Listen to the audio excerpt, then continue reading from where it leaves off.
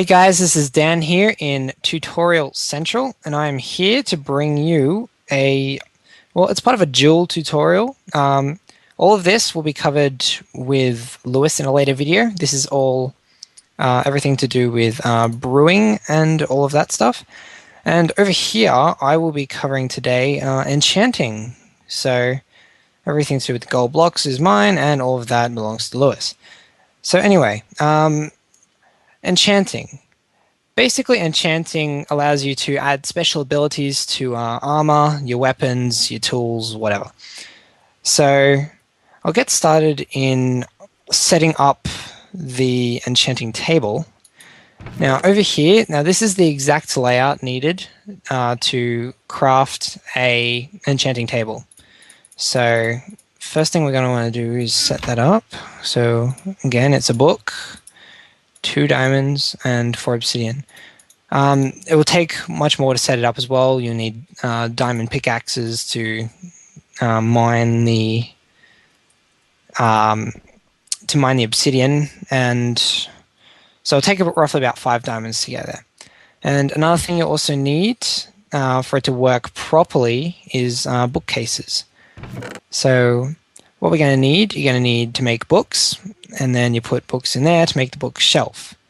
So first thing I need to do, I need to run outside just quickly to my little setup here of sugarcane. I just nick a few pieces of that. Should be enough, I think. Thank you. But yes, so the crafting in books from memory has changed. So what we're going to need to do, you're going to need to get 3 sugarcane in a line like that. And I'll need 2 of them. So we make 6 pieces of paper. And the new crafting system for books is, I'm using 12W38A snapshot as well. I'm not sure when they changed it, but it's somewhat recent. So you want 2 leather in the corner, and then you put, it's using a 2x2 crafting, you put just the paper as is. And it makes a book, which is considered a leather-bound book. So we've got our 2 books, and what I'll do is I'll grab the rest of this stuff in here. Awesome, and we have book. We make a book witch, basically. So make a sandwich with the books and the wood. Doesn't matter what type of wood planks you use, as far as I know. You make a bookshelf. So awesome, we now have 23 bookshelves. Okay, so what you need to do is you actually need to surround the table in bookcases so it absorbs the knowledge, basically. So I have 23, so I have enough to go there. Oh, just fall damage there, it's all good. And then surround that there, and maybe I'll go this side. And 8, 7, 6, 5, 4, 3, 2. Yeah, so 2 more on this side. Awesome. Okay, so you only really need 15, but I wanted to surround it, make it look a bit better. And see, it's absorbing the knowledge from the bookcases to allow for better enchantments. So yeah, first thing you're going to need in order to enchant things is experience orbs. Now, experience orbs is basically you have to kill mobs, or even just have some of these bottles of enchanting. So I might just nick these out of the chest here. Now, bottles of enchanting won't actually be covered in the second tutorial because, in fact, you cannot make bottles of enchanting through a brewing stand. The only way you can obtain them without creative mode is to trade with villagers who are actually offering them. So they're really more of an adventure map thing. There's no way you can make them yourself. But yeah, so I might just go ahead and throw them at the ground. Gain all the experience. I should be on level, what was it? It's like 23? 22, okay. So 64 of them will give you level 22 roughly. And you basically just right click on the table, drop whatever you want to drop in here. You can use armor, tools, and weapons. So, for example, I've got my iron sword, just chuck it in there, and you can choose from any of the abilities. Now, none of this, all this text really matters. It's all, I think it's standard galactic alphabet or something like that.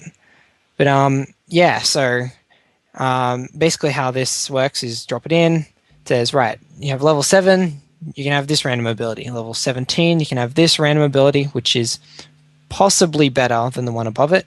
And again, level 30 for the new one, which could be better than the two above. So I'm just going to go ahead and choose the level 7, and I now have sharpness 1. So yeah, I wasn't expecting to get anything special out of the first stage.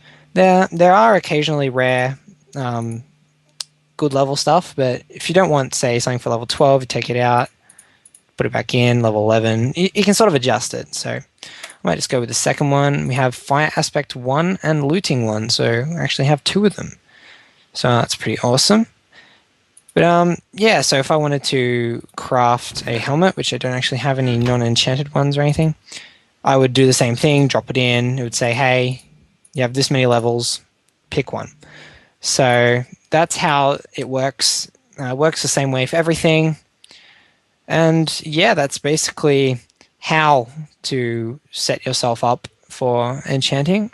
Now, in these chests, I've actually got, took me a god long time to make this. I had to enchant every piece of armor in order to try and get all of the different abilities attached to them. But I finally got it working, so let me just go through what I've got here. When it comes to armor, there are 4 basic armor suits you can make a complete set of. That's protection, fire protection, blast protection, and projectile protection. Now, protection just converts all the damage of, or just all sources of damage. There's a couple of exceptions.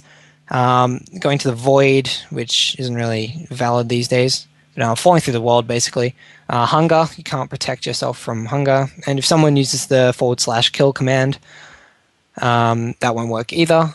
But any other forms of damage is converted into armor damage. So that comes in 4 stages as well. Some of these have different levels, like level 1, level 2, level 3. There we go.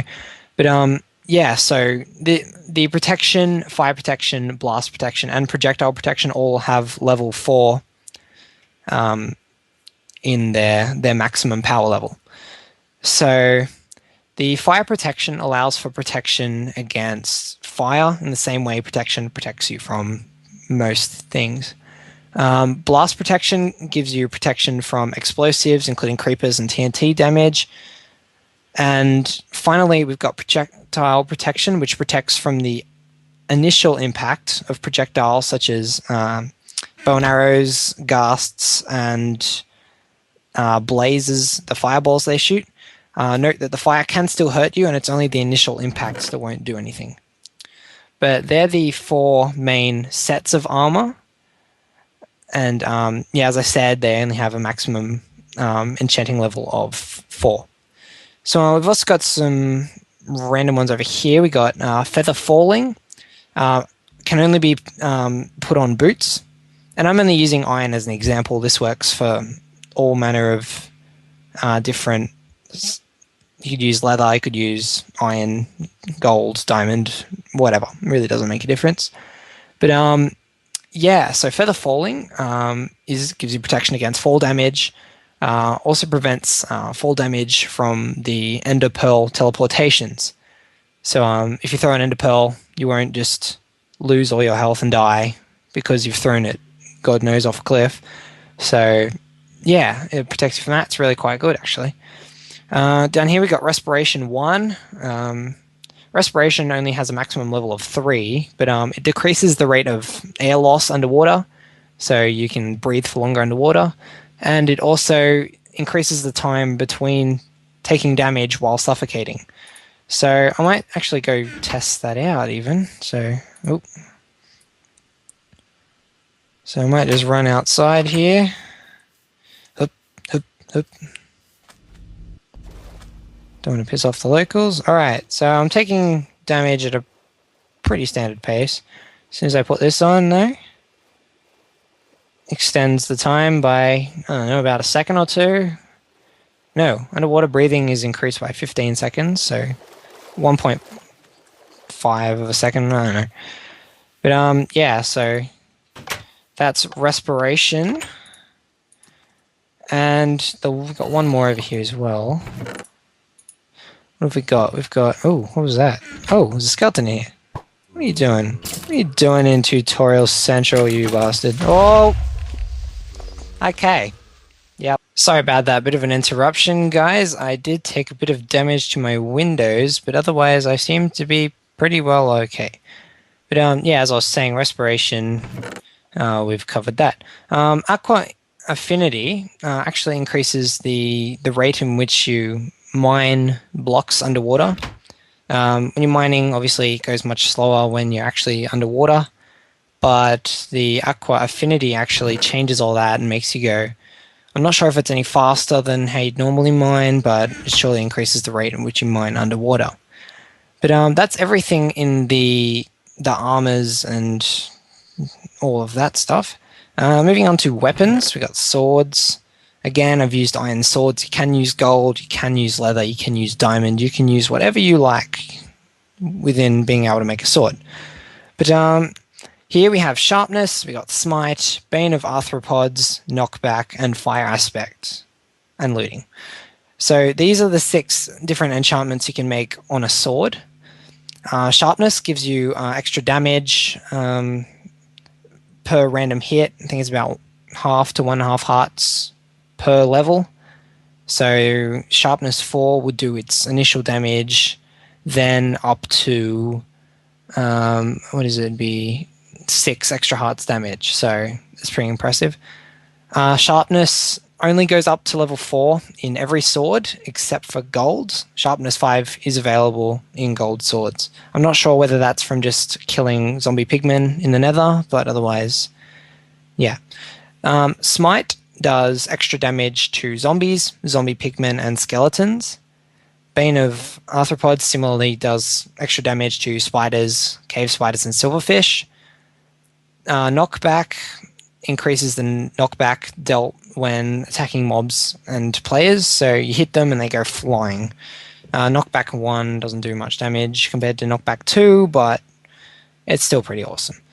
Fire aspect lights targets on fire, and in the same way, if you kill someone with flint and steel, they will drop cooked meat if the animal's killed while on fire. That's not applied until after the attack damage, so if you manage to kill them with the actual hit of the sword instead of the fire, you won't get cooked meat unless they're already on fire, in which case they might. Looting. Mobs have a chance to drop more loot, so drop something better. It also increases the chance of getting a rare drop. As demonstrated as well, you can also get multiple different enchantments on the same item. Once it's already enchanted, you can't enchant it again, but if you dedicate yourself to a high level, you may run a greater chance of gaining more than one ability. You can gain more than one ability on the first tier, but it's often not really that great. So it's only like, oh no, have I got it here? No, okay. Actually, I was wanting this chest. No, I was wrong. Okay. Yeah, so Iron Helmet also does the same thing, can get more than one in one go. But they are the abilities for the swords and everything. So we've also got tools. Now this works only on iron pickaxe, axe, and shovel. We've got efficiency, we've got silk touch, unbreaking, and fortune. Efficiency, which goes up to, I think it's stage 4 or stage 5. Yeah, so efficiency basically gains faster resource gathering while using that tool. So iron pickaxe will mine faster, iron axe will cut down things faster, and iron shovel will destroy dirt and gravel much faster. We got silk touch, which allows the collection of normally unobtainable blocks such as ores, mycelium, and grass. The normal requirements for mining these blocks still apply. So you still need an iron or better pickaxe to retrieve the diamond. The diamond will make ore blocks instead of diamonds, I guess. So the second and third one we've got is unbreaking. With each use, there's a chance that the tool's durability will not decrease. So mining ores, it starts to decrease over time, but with Unbreakable, there is a chance, depending on what level it is, it goes up to level 3, that its durability will actually stay the same. And finally, we have Fortune. So Fortune actually multiplies the drop rate of items from blocks. So that applies to coal, diamond, emerald, and lapis lazuli.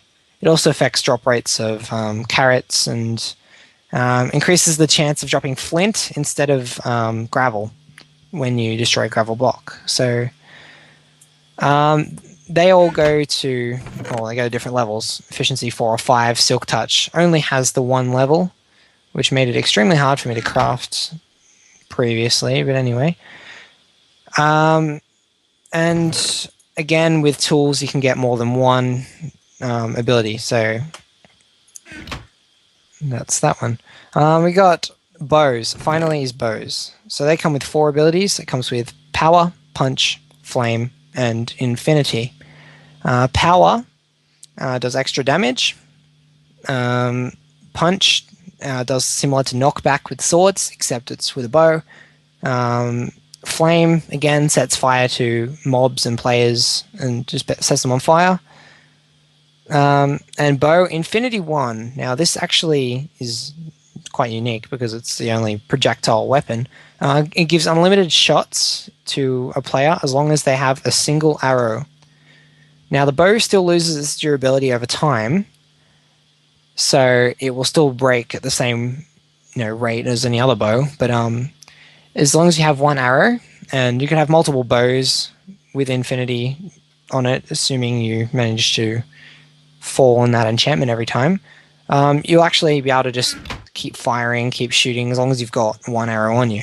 That's extremely useful against the Ender Dragon when you're finding it in the end, because the only way back from the end is to kill the Ender Dragon or kill yourself. So that's really your only 2 options, and I know which one I'd rather take. But yeah, so that's everything on enchanting, guys. So we'll be seeing you very soon for part 2, which is Lewis bringing you a brewing tutorial. Until next time, guys, this has been Dan in Tutorial Central. I'll talk to you next time. See ya.